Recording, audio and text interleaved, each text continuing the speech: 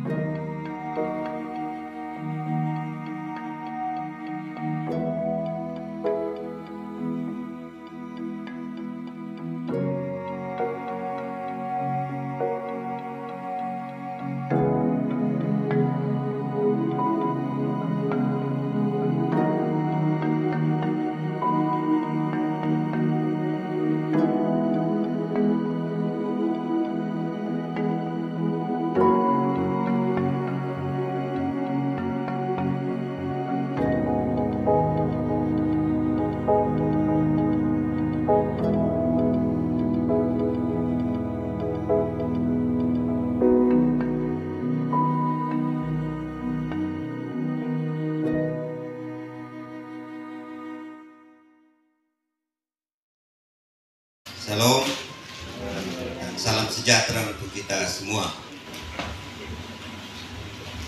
Sebelumnya mari sama-sama kita berikan aplaus untuk kita semua. Bapak-bapak dan ibu-ibu serta saudara-saudara sekalian yang berkesempatan hadir pada siang menjelang sore hari ini. Sebelum kita melaksanakan, kita memanjatkan puji dan syukur kehadiran Tuhan yang Maha Kuasa, karena atas perkenannya jualah, atas lindungan kasih sayangnya, sehingga kita semua dapatan hari ini. Bapak-bapak dan ibu-ibu sekalian, kegiatan ini adalah rutinitas maupun kegiatan yang merupakan kewajiban dari setiap anggota DPD RI yang diamanahkan oleh undang-undang. Namun sebelum kita memulai acara kita pada kesempatan hari ini, saya mohon perkenaan dari salah satu peserta untuk bisa memimpin kita dalam doa untuk memulai kita pada acara kita pada hari ini. Awali daripada pertemuan ini, mari kita siapkan hati dan pikiran kita untuk berdoa sesuai dengan agama dan kepercayaan kita masing-masing. Mari kita berdoa. Terima kasih Tuhan atas kesempatan yang diberikan kepada kami, saudara bersaudara, sebagai pemuda-pemudi melakukan agenda pada siang ini. Tuhan, kami minta Engkau datang, tuntun dan sertai kami, kawali kami pada siang ini. Segala sesuatu yang akan diberikan atau disajikan merupakan arahan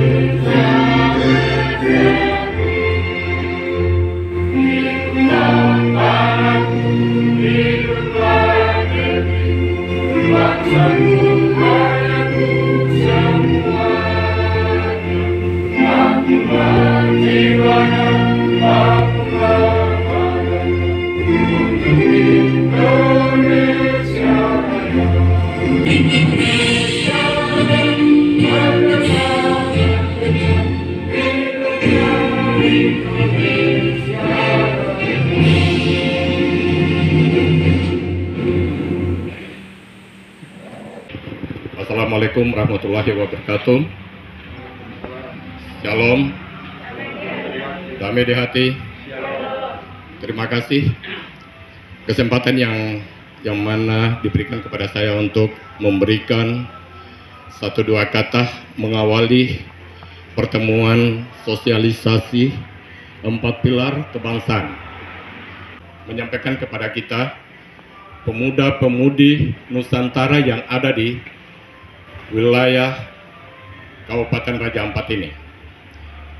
Memang saya menghimbau dan mengajar kepada Bapak, Ibu, saudara-saudari, adik-adik kita semua yang ada, yang berdomisili di sini, yang mana segala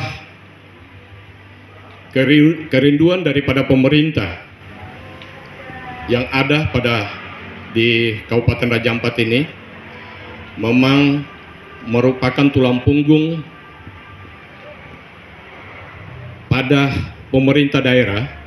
Itu adalah pemuda-pemudi, terutama bapak-bapak, ibu-ibu yang ada di wilayah Raja Ampat ini, terutama pemerintah daerah, untuk kita membangun negeri tercinta ini. Mungkin itu saja yang perlu untuk saya sampaikan untuk kita. Mengawali daripada semua pertemuan ini, saya mengajak kembali, mari kita bergandengan tangan, menjaga kerukunan kita, kebersamaan kita yang ada dalam berkatu. Selamat siang.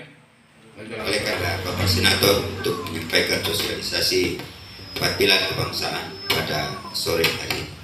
Pada Bapak waktu dan tempat kami persilakan. Selaku anggota MPR RI, anggota DPD RI, DPR RI, DPD RI itu bergabung dalam MPR RI. Ya, jadi anggota DPD maupun DPR itu kita semua bergabung di MPR RI, dan tugas kita adalah untuk melaksanakan sosialisasi 4 pilar. Saya secara pribadi melaksanakan kegiatan ini sudah berapa kali, dan sudah mulai dari Kota Sorong, Kabupaten Sorong, ke Kabupaten Manokwari, dan kali ini kita datang di Raja Ampat. Insya Allah saya rencanakan keliling seluruh Papua Barat dalam rangka melaksanakan kegiatan sosialisasi ini. Kita tahu apa yang telah disampaikan oleh MC tadi, bahwa betapa pentingnya 4 pilar kebangsaan ini di tengah-tengah kita sebagai masyarakat Indonesia, masyarakat yang cinta dengan NKRI. Kita tahu bahwa dari waktu ke waktu, tadi juga sudah dikatakan bahwa dari sekolah-sekolah dulu kita kenal biasa kalau ada masuk sekolah, kemudian ada penataran P4, ya. Dulu ada bidang studi Pancasila, pendidikan moral Pancasila, GBN, ya. Tapi lama-kelamaan sedikit demi sedikit ini hilang. Oleh sebab itu, yang terdiri dari Pancasila, kemudian Undang-Undang Dasar, terus Negara Kesatuan Republik Indonesia, dan Bhinneka Tunggal Ika. Kalau bicara tentang kehidupan berbangsa dan bernegara, kemudian kehidupan kita sehari-hari di lingkungan kita masing-masing itu sudah terwujud itu. Kalau kita sadar atau tidak sadar, banyak hal yang kita lakukan itu sudah termaksud dalam 4 pilar itu, ya. Sekarang lagi gencar-gencarnya orang bicara tentang ideologi, bicara tentang Pancasila. Ada rencana mau ada perubahan sana, perubahan sini, dengan yang terselubung. Tetapi kalau kita warga negara dari Sabang sampai Merauke, kita hanya tahu bahwa ideologi kita adalah Pancasila, ya. Negara Kesatuan adalah negara Indonesia, kemudian Bhinneka Tunggal Ika itu adalah untuk menjaga kerukunan antar suku, agama, ras yang ada di Indonesia ini, ya. Oleh sebab itu, suka tidak suka, senang tidak senang, ini menjadi sebuah hal yang lumrah untuk kita melakukan sosialisasi di mana-mana. Dan hari ini sengaja kita hadirkan Bapak Ibu sebagai perwakilan yang ada di Raja Ampat, yang insya Allah dengan materi yang ada, Barangkali Bapak dan Ibu bisa melanjutkan itu, bisa berbincang-bincang mungkin pertama dari keluarga, kemudian ada anak-anak kita yang masih sekolah ya. Itu tujuan daripada diberikan materi itu untuk mungkin kita bisa pelajari. Ya. Karena apa? Kita tahu bahwa akhir-akhir ini juga sangat viral, berbagai macam hal yang viral. Ada yang masuk PNS ketika prajabatan disuruh baca Pancasila, dia tidak tahu. Ada yang masuk TNI Polri disuruh baca undang-undang, dia tidak tahu. Ya. Kalau ini sudah tidak dilakukan lagi lama-kelamaan pasti kan akan hilang. Kalau Pancasila saja kita sudah tidak tahu, tidak hafal, apalagi mau kita memaknai dalam kehidupan kita sehari-hari. Antara sila pertama sampai sila kelima itu. Ya. Kita bicara tentang peribadatan, tentang ibadah, tentang apapun akhlak kita itu sudah tercantum di dalam. Kita denominasi agama yang ada di Indonesia ini melakukan ibadah setiap saat itu sudah masuk dalam sila pertama yang disebut dengan ketuhanan yang Maha Esa. Kemudian berbagai perilaku yang kita lakukan dalam lingkungan kita sehari-hari maupun berterjun ke masyarakat dalam rangka melakukan sebuah kebaikan atau berbagi rasa. Ya, berbagi rasa, berbagi apa yang kita miliki dengan tetangga. Ya katakanlah kalau tetangga si A mungkin hari ini dia tidak makan, kita ada rezeki kita berikan. Itu sudah masuk dalam sila kedua kemanusiaan yang adil dan beradab. Kemudian satu hal yang tadi baru ditandaskan oleh Pak Eli tadi terkait dengan perpecahan ya yang sering terjadi antar suku, antar pemuda, antar golongan tertentu. Ini karena kita tidak memahami arti daripada persatuan dan kesatuan itu sendiri yang ada dalam sila ketiga itu persatuan Indonesia itu. Ya kita boleh berwarna kulit, boleh berbeda warna kulit, berbeda bentuk rambut.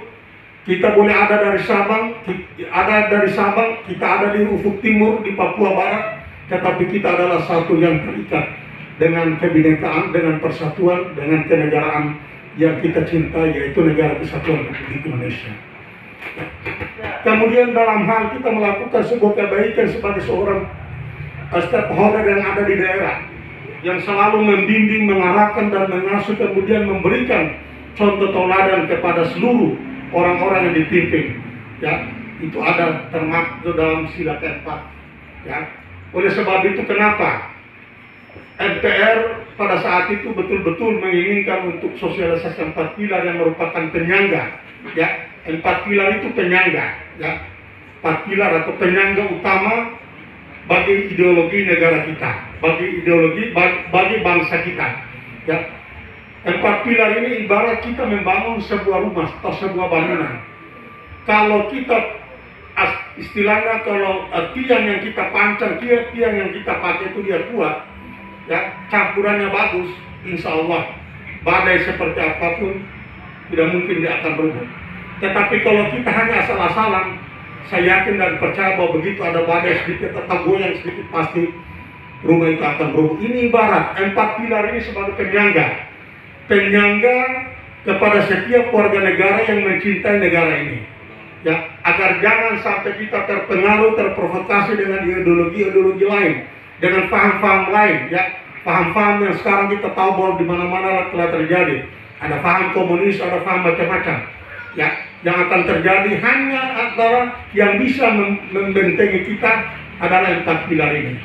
Kalau 4 pilar ini kita sadar atau tidak sadar, kemudian kita betul-betul tidak memaknai, saya yakin dan percaya bahwa satu saat pasti kalau ada orang datang mengajak kita masuk aja, ya, saya jatuh kan. Mengajak, jangan kamu ikut ajaran ini, jangan kamu ikut ini, mari ikuti saya. Ya, karena apa? Ideologi kita semakin tipis dan semakin hilang. Oleh sebab itu sekali lagi, dengan kehadiran kita pada sore hari ini, kita tidak saling menggurui, ya, tapi kita saling mengingatkan bahwa betapa pentingnya 4 pilar kebangsaan ini ada di tengah-tengah kita. Ketika kita paham sedikit demi sedikit, berarti segala sesuatu yang muncul dari luar untuk menghancurkan tatanan kehidupan baik itu secara pribadi, secara kekeluargaan maupun secara kenegaraan, itu pasti kita sudah bisa menangkal karena di dalam diri kita sudah tertanam ideologi, rasa cinta terhadap Pancasila, rasa cinta terhadap undang-undang, rasa cinta terhadap negara kesatuan Republik Indonesia, kemudian rasa cinta terhadap Bhinneka Tunggal Ika. Walaupun kita bercerai-berai dan kita adalah satu, maka segala sesuatu yang ingin menghancurkan kita, pribadi kita, negara kita, insya Allah hakul yakin bahwa tidak akan bisa berbuat apa-apa. Dengan demikian Bapak Ibu sekalian, saya secara pribadi sekali lagi, kita bukan pakar dalam menyampaikan materi ini, tapi memang ini merupakan tanggung jawab moral kita sebagai wakil rakyat ya, yang ada dari daerah pemilihan. Saya tidak tahu teman-teman yang lain mungkin pernah datang di sini atau belum, melaksanakan kegiatan seperti ini atau belum, tapi saya melakukan ini, selalu melaksanakan ini, selalu dampingi oleh staf-staf saya. Ya, pernah kita mengadakan ini dengan mahasiswa, kemudian pemuda pelajar, organisasi-organisasi kemasyarakatan, organisasi-organisasi nasional. Artinya dari orang-orang yang kita kumpul ini, orang-orang yang kita undang inilah, insya Allah yang mereka akan, Bapak Ibu yang hadir ini dengan materi yang ada mungkin bisa melanjutkan ini. Sehingga sekali lagi kita tidak pernah melihat suku mana, agama mana, golongan mana, tetapi kita ini terikat dengan Bhinneka Tunggal Ika itu, bercerai-berai tetapi kita adalah satu. Suka tidak suka, senang tidak senang, dari Sabang sampai Merauke yang kita sudah memproklamirkan, berarti kita membuat sebuah pernyataan bahwa saya adalah warga negara kesatuan Republik Indonesia. Bapak Ibu hadirin yang saya hormati, kita tahu baru-baru ada rencana untuk pembahasan undang-undang terkait dengan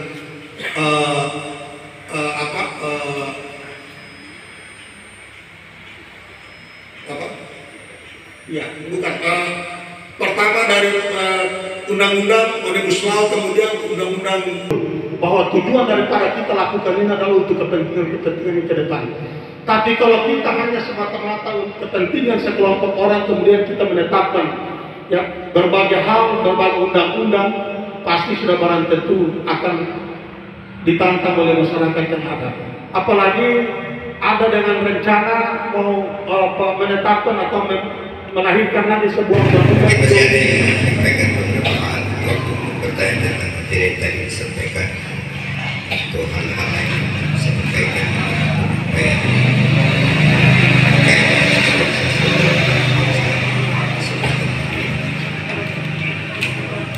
dari bagian belakang. Selamat sore kita semua. Saya atas nama Yermi Seran, saya tinggal di Kabupaten Majapahit sebagai seorang PNS yaitu. Kebetulan tadi dari senator, sekarang di masalah pendidikan, kayak tadi Bapak katakan bahwa tidak ada lagi PMP, pendidikan moral dan Pancasila, dan juga GBHN, garis-garis besar haluan negara. Dan di sini saya sampaikan apa yang terjadi di pendidikan, baik yang saya katakan sekali media sosial, dan juga yang terjadi di lingkungan yang ada di Kabupaten Majapahit. Di sini masalah anak-anak mungkin yang ada bilang maaf untuk masyarakat yang ada di sini yang buat kesalahan, tapi kita guru mungkin ada nada dari kita bagian Papua dengan bagian timur dengan bagian barat kan berbeda. Tapi bahasa dari kita guru mungkin sama tujuannya, cuma anak kalau pulang melapor ke orang tua itu berbeda. Mungkin bahasanya bapak dan ibu ada begini, ada cubit saya ada begini. Padahal kalau mau dipikirkan, orang tua mungkin waktu zaman sekolah mungkin dapat juga PMP, GBHN. Mungkin kalau masalah di sekolah mungkin lebih kejam dipukul atau dicubit. Pulang juga orang tua pasti marah kalau dia berbicara sama orang tua. Yang di sini saya garis bawahi, mungkin dari pemerintah kalau memang ada undang-undang untuk perlindungan anak, mungkin juga undang-undang untuk kita guru. Karena kebanyakan salah paham. Nanti sudah sampai di bagian hukum, baru di situ orang tua menyadari, Bapak minta maaf, ternyata saya punya yang salah. Tapi sudah dicaci maki, sudah mungkin ada persekusi. Nah, kalau memang tidak menggunakan perlindungan untuk guru, kembali ke HAM. Tidak usah ada perlindungan anak. Kita kembali ke sejarah dulu saja. Supaya jangan sampai salah paham. Karena pada pasal 31 tiap warga negara berhak mendapat pengajaran. Baik dari guru, masyarakat, dan juga anak. Itu yang pertama. Yang kedua, untuk masyarakat Kabupaten Raja Ampat, saya ini pendatang, kita semua ini orang Maluku yang datang untuk mencari nafkah di Kabupaten Raja Ampat. Saya perhatikan, selaku bukan guru tapi masyarakat, saya perhatikan di masyarakat kabupaten ini banyak itu yang terkendala ekonomi. Karena kalau kita alihkan ke pemerintah, itu masyarakat makin miskin dan anak-anak yang terlantar dipelihara oleh negara atau pemerintah. Tapi selama ini kita pantau banyak ya. Ini DPD RI pada periode lalu mereka sudah pernah mengajukan itu pada pemerintah agar guru ini dilindungi, ya. Guru tidak boleh dilakukan semena-mena. Dengan berbagai kejadian yang terjadi di negara ini, DPD RI pernah mengusulkan untuk ada rancangan undang-undang terkait dengan perlindungan guru dan tenaga guru, dosen dan tenaga pengajar. Di perguruan tinggi, bahkan baru-baru pernah di Unibah Manokwari itu. Bukan saja itu, tapi mahasiswa langsung pukul dosen dan suruh usir keluar. Ini terjadi karena apa? Etika dan tata krama yang kurang, ya. Salah satunya adalah karena tidak memahami adanya 4 pilar itu. Oleh sebab itu, orang tua senantiasa selalu membela anak, tapi dia tidak pernah. Ini terjadi sekarang, ya. Banyak keluhan yang terjadi di orang tua murid ketika masa pandemi COVID ini muncul. Dia mengeluh bahwa dia tidak bisa bekerja itu hanya untuk mengawasi anak-anak mengajar. Nah, sekarang baru dia rasakan betapa beratnya, padahal anak-anak belajar online. Ya, dia hanya duduk, orang tuanya mengawasi, tapi dia udah rasa pusing. Dia rasa bosan, bahkan rasa tidak mampu untuk mengawasi anak-anak. Dia minta kapan sekolah bisa tatap muka, kapan sekolah bisa masuk kembali dan bertatap muka. Ini terjadi padahal baru berapa bulan, berapa waktu. Itu pun tidak selamanya. Dia hanya mengawasi, memberikan, tapi dia tidak mengajarkan atau tutur kata yang keluar itu enggak. Tapi sekarang sudah banyak keluhan orang tua yang meminta agar menteri, pemerintah cepat membuka kembali sekolah secara fisik. Karena kami sudah tidak mampu untuk mengajar dan mendidik anak kami, bahkan pekerjaan kami yang lain-lain kami tidak bisa laksanakan karena hanya untuk mengawasi. Ini betapa besarnya dedikasi daripada seorang guru. Ibu minta maaf, saya sebelum jadi anggota DPR, ya, saya pernah mengabdi di sekolah dari tahun 86 sampai 2004. Ya, saya juga SM. Ya, pertama kali masuk sekolah, umur saya mengajar. Setelah pengangkatan sekarang saya menjadi kepala tata usaha di sekolah. Jadi suka duka di sekolah saya sangat. Kami di DPR, DPD itu 136 orang, sehingga kalau kami bergabung berarti kami fraksi terbesar, penentuan lebih besar daripada kami. Tapi DPD sampai hari ini dengan sedikit kewenangan yang terbatas, tidak dilibatkan dalam pembahasan APBN, kita hanya punya kewenangan untuk memberikan persetujuan. Kemudian dalam pembahasan undang-undang pun kita masih dibatasi. Ini ada upaya-upaya untuk ke sana kita secara full untuk mengikuti itu. Karena apa? DPD itu adalah keterwakilan khusus dari masyarakat, dari daerah. Kami independen, ya, kami bukan dari partai politik, sehingga yang ibu sampaikan itu sudah menjadi usulan prioritas. Dan DPD juga meminta pada saat kemarin paripurna, DPD juga minta untuk mata pelajaran itu dikembalikan pada semula. Dengan sekarang kita lihat berbagai fenomena yang muncul, yang ada lagi kemarin muncul lagi terjadi pro kontra dengan pernyataan Ketua PBNU bahwa dosen itu mengajar agama jangan terlalu ini, nanti ketakutan nanti akan muncul radikal itu terjadi. Tetapi ke depan Kabupaten Raja Ampat ini menjadi kabupaten yang bisa memperhatikan masyarakat tidak pernah melihat siapa orangnya, tetapi yang berhak menerima harus betul-betul dia bisa menerima. Oke, baik, terima kasih atas waktu dan kesempatan kedua kepada saya untuk bertanya. Perkenalkan, nama saya Andre Tuan Anggota. Di sini saya ingin bertanya tentang penjelasan Bapak tadi saja tentang bagaimana sosialisasi 4 pilar kebangsaan ini dia bisa terwujud dalam kehidupan berbangsa dan bernegara, terutama dalam kehidupan kita sehari-hari. Saya sangat tertarik dengan apa yang tadi Bapak sampaikan, bahwa Bapak ini rekan atau partner kerjanya dengan Badan Statistik. Kebetulan saya juga adalah seorang guru seperti teman tadi. Ini yang menjadi satu permasalahan di lingkungan kami selaku tenaga pendidik, bahwa sosialisasi 4 pilar ini saya ambil contoh di Kabupaten Raja Ampat. Sosialisasi 4 pilar kebangsaan ini sebenarnya ini merupakan dasar kehidupan kebangsaan bernegara kita di Indonesia. Terutama kalau untuk tingkat sekolah dasar, mungkin ini yang menjadi dasar kita sebagai guru untuk menerapkan itu.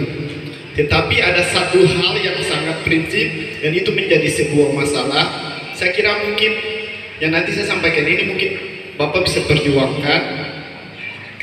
Ini mengenai tentang kesenjangan, masalah tunjangan juga.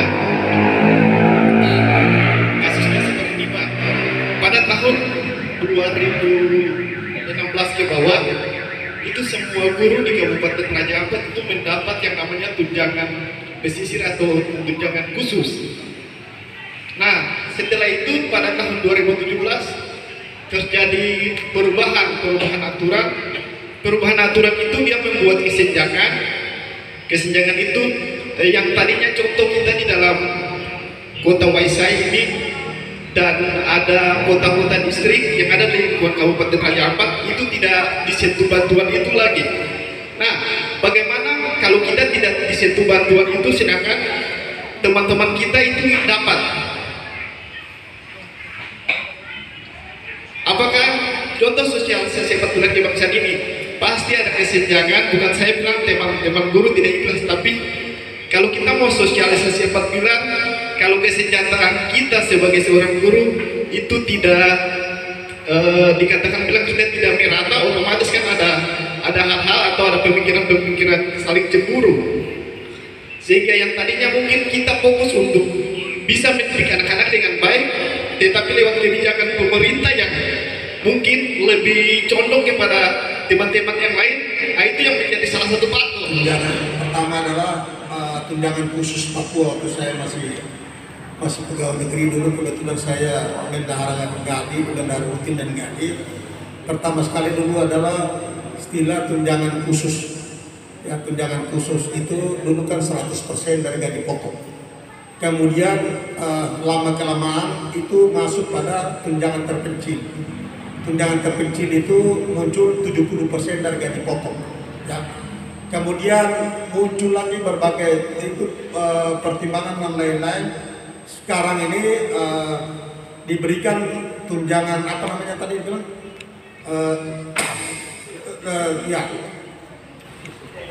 daerah pesisir. Ini memang sangat merugikan berbagai kalangan, khususnya di ASN. Karena apa? Yang tadinya mereka dapat dengan alokasi anggaran seperti ini, karena memang berbagai pertimbangan dari APBD dan lain-lain. Tetapi ini satu kesalahan yang memang perlu ditinjau kembali, dan saya pernah menyampaikan itu pada gubernur, pada beberapa bupati terkait dengan supaya itu ditinjau kembali, karena itu kebijakan daerah. Contoh soal seperti ini. Ini saya ambil contoh seperti di Sorong. Sorong itu kalau ada yang berdinas di Pulau Sok itu dia tidak masuk ke kategori itu. Padahal tiap hari dia tenaga perawat, tiap hari dia dari Sorong ke Pulau Sok itu harus dia naik ke Johnson, tapi dia tidak dapat tunjangan itu. Ya, akhirnya membuat dia malas, dia tinggal aja di kota. Dan ini terjadi, ya bukan saja tapi banyak terjadi. Tapi kemarin yang saya tangani itu memang kasus Sorong. Ada perawat berapa orang yang mereka tinggalnya di Sorong, tapi tugasnya di Pulau Sok. Tiap hari harus pulang pergi dan itu nyawa taruhan. Apalagi dengan Johnson kecil. Ya, akhirnya apa? Kurang lebih 3 bulan mereka tidak masuk. Dan terjadi keributan masyarakat bahwa tidak ada pelayanan di puskesmas saat itu. Pada saat saya reses di sana, masyarakat menyampaikan itu. Ya, di Pulau Sok itu terjadi. Kemudian setelah dari situ, saya menyampaikan kepada Kepala Dinas Kesehatan, saya menyampaikan kepada Wali Kota agar itu dipertimbangkan kembali karena kecemburuan. Ya, yang seharusnya dia sudah menyeberang, ya. Walaupun itu namanya kota Sorong, tetapi kalau tugasnya di pulau, kecuali dia tinggal di pulau. Tapi kalau dia tinggal di kota, kemudian tugas kerjanya di pulau, itu perlu dipertimbangkan untuk mendapatkan itu. Yang kedua, sebenarnya terkait dengan pembayaran itu nggak ada kaitannya dengan statistik. Statistik itu hanya memberikan data. Ya, statistik itu hanya memberikan data, mereka mendata. Cuma mereka selalu menjustifikasi bahwa daerah kepulauan artinya seperti tadi contohnya di Sorong itu, ya Sorong dan Sorong kepulauan itu sebenarnya sudah pisah, ya sudah pisah sama dengan mungkin di Raja Ampat di kota Waisai dengan ada beberapa mungkin sudah keluar dari Waisai itu sudah harus diperhitungkan karena apa mereka sudah keluar. Karena orang dalam kota ini kan dia melaksanakan tugas, tidak ada pembiayaan, tidak seperti yang ada keluar kota kan itu terjadi. Ini yang pertama itu karena berbagai pertimbangan daerah terkait dengan keuangan daerah yang seyogianya menurut saya itu sebenarnya bisa untuk ditanggulangi. Tetapi karena lebih banyak mereka di mana pemerintah harus mendampingi meskipun hari ini dia terima SK, besok dia pensiun. Ya. Hari ini dia terima SK, besok dia pensiun, artinya dia pegawai pengangkatan pegawai non PNS, jadi dia harus bisa menerima hak selama ini. Ini sekarang lagi kita perjuangkan, tapi sekali lagi saya mohon maaf, termasuk beberapa persoalan yang kita perjuangkan terkait dengan orang di Tribun DOB, daerah otonom baru, ya kapan Papua Barat Daya dimekarkan, tapi saya katakan bahwa ini kita menunggu, karena semua yang terjadi terkait dengan tunjangan, ya bahkan Bapak Ibu tahu kita yang pejabat ini untuk Idul Fitri, Natal, Tahun Baru kita pernah dapat THR, ya kita tidak dapat THR, tidak dapat. Dulu kan dapat, sekarang kita tidak dapat, ya. Jadi eselon 1, 2 itu tidak dapat karena apa kondisi keuangan, ya. Sekarang jangankan itu, yang kemarin pun saya tangani bicara dengan Kementerian Keuangan terkait dengan tunjangan perumahan, ya Tasperum ya untuk pegawai negeri itu yang sudah pensiun berapa tahun lalu sampai ini tidak dapat. Kemarin baru terrealisasi hanya sebagian orang. Ini karena kondisi keuangan. Kebetulan saya di Komite 4 bermitra dengan Kementerian Keuangan. Jadi kalau bicara terkait anggaran, kita bisa bertemu dan kita sampaikan itu. Yang penting kita punya data. Terkait dengan 50 miliar itu dipotong untuk menangani pandemi COVID ini. Ya semua daerah seperti itu. Tapi mungkin sampai hari ini juga belum ada penyerahan DIPA, ya. Penyerahan DIPA sampai hari ini juga belum ada. Mungkin Raja Ampat itu, tapi banyak daerah belum. Karena apa kondisi keuangan. Sekali lagi. Saya bukan mau menakut-nakuti, tidak. Tetapi kita sudah belajar, harus belajar belanja, belajar hemat. Jangan kita boros. Kalau ada uang kita simpan sedikit. Kita tidak tahu besok lusa seperti apa. Ya, karena sekarang negara mau mengajukan lagi untuk pinjaman sekian. Karena dikhawatirkan sampai di triwulan Juli Agustus itu APBN ya, ini yang kita takutkan. Jangan sampai nanti kemudian ya kita ada masalah dan lain-lain sehingga tapi kita berdoa mudah-mudahan tidak terjadi, dan semua kepala daerah itu memang sangat berhati-hati dalam menangani anggaran, karena sistem penganggaran sekarang tidak seperti dulu, seperti 2 tahun lalu, 1 tahun lalu tidak. Sekarang ini Pemda mengalokasikan umpamanya seperti pembangunan drainase di Pantai Waisain, itu langsung muncul di KPK, ya, muncul di mana-mana, KPK, BPK, ya, Kejaksaan itu udah muncul program itu, ya, jadi program terpadu. Dulu yang namanya hibah itu semua kita bisa cek lewat keuangan, tapi sekarang sudah tidak. Hibah untuk rumah ibadah kita harus cek di dinas terkait. Hibah untuk pendidikan kita harus cek di dinas pendidikan. Kalau dulu semua lotoran ke dinas keuangan, tapi sekarang sudah enggak. Tahun ini itu mulai diberlakukan itu, dan Pemda sangat hati-hati, ya. Alokasikan anggaran untuk pembangunan itu KPK sudah tahu muncul di sana dengan sistem sekarang ini. Ya, berapa besar anggaran itu orang sudah pantau sekarang ini. Jadi DPR juga di mana-mana sekarang bahas anggaran sangat hati-hati. Tidak ada lagi kayak bicara aspirasi sana sini, itu sangat berbahaya. Ya. Karena kondisi keuangan yang sangat, ya, dari waktu ke waktu sangat memprihatinkan karena pandemi COVID ini, ya. Kita bandingkan untuk tahun ini 901 triliun, belum lagi rencana mau pembangunan ibu kota negara baru ini kira-kira udah berkeruan dari mana-mana. Oleh sebab itu sekali lagi bagi teman-teman yang menyampaikan keluh kesah, kita tetap akan menyampaikan itu. Sekali lagi kami ini adalah perpanjangan tangan dari Bapak dan Ibu, tapi kami bukan eksekutor, ya. Kami bisa menyuarakan itu dari waktu ke waktu, tapi eksekutor adalah pihak pemerintah. Ya, DPR, DPD itu hebat apapun mereka bicara teriak-teriak, tapi kembali ke eksekutor. Ya, pemerintah ada punya hati nurani atau tidak. Kita berdoa saja dari waktu ke waktu setelah pandemi COVID ini, semua keinginan yang ingin digapai oleh masyarakat yang ada di Provinsi Papua dan Papua Barat, yang merupakan 2 provinsi yang menjadi ya, menurut daerah lain itu provinsi yang sangat dimanjakan oleh pemerintah. Ini keinginan kita bisa terwujud, ya. Kami tetap menyuarakan pemekaran daerah otonomi baru ketika keuangan negara sudah dijamin, supaya memperpendek rentang kendali pemerintah kabupaten kota ke pemerintah distrik ke pemerintah kampung. Yang ditiadakan, maka MRP ditiadakan, DPR OCUS juga ditiadakan. Karena 2 lembaga ini lahir karena OCUS. Nah, kalau OCUS tidak ada, maka 2 lembaga ini ditiadakan. Yang kedua, dana OCUS kalau tidak ada, anak-anak kita masih bisa sekolah di luar negeri. Anak-anak tua bisa dapat beasiswa seperti sekarang ini. Mereka dapat beasiswa sekarang ini karena dana OCUS. Ya, rata-rata, cuma belum merata. Ya, belum merata di mana-mana. Saya sampaikan bahwa dana OCUS itu masih banyak digunakan oleh pejabat-pejabat, anak-anak pejabat. Anak-anak yang ada di pulau-pulau, di lembah-lembah, di gunung-gunung belum bisa menikmati. Apalagi kalau dana OCUS ditiadakan, pasti anak-anak banyak putus sekolah.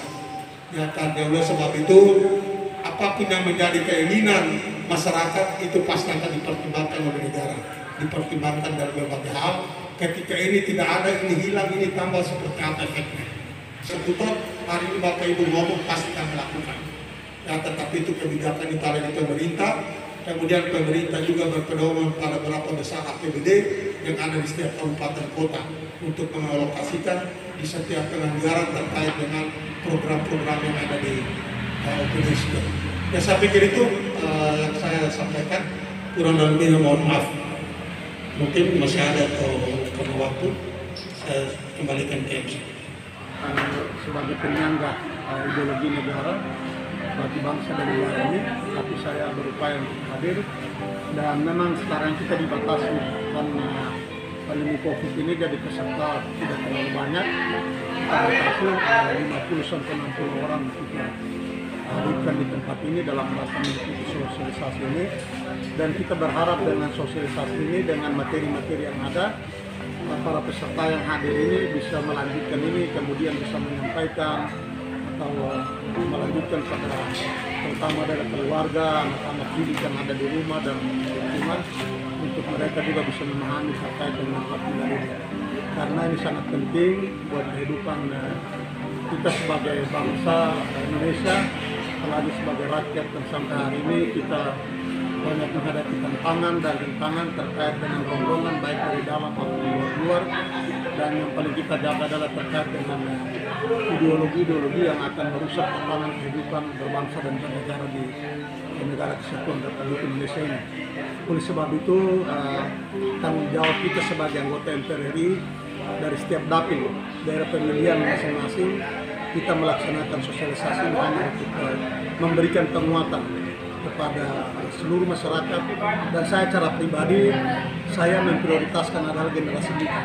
Saya pernah melaksanakan ini di kalangan SMA, di tingkat SMA, kemudian perguruan tinggi, pemuda OKP dan OKPI, begitu juga majelis taklim, dan hari ini saya berada di Raja Ampat ini bertemu dengan pemuda, kelompok pemuda Nusantara maupun Papua dalam rangka melakukan sosialisasi ini hanya semata-mata untuk mengingatkan kita bahwa betapa besarnya, betapa pentingnya kehidupan kita dalam rangka menjaga dan melestarikan 4 pilar kebangsaan ini, nilai-nilai yang tertanam dalam Pancasila, kemudian apa yang diamanatkan dalam undang-undang, apa yang sudah kita nikmati di negara kesatuan Republik Indonesia ini, dan yang paling terpenting adalah kita menjaga toleransi, kita menjaga hubungan baik antar sesama masyarakat, sama warga Nusantara maupun orang asli Papua yang dari Sabang sampai Merauke yang kita ada di negara kesatuan Republik Indonesia.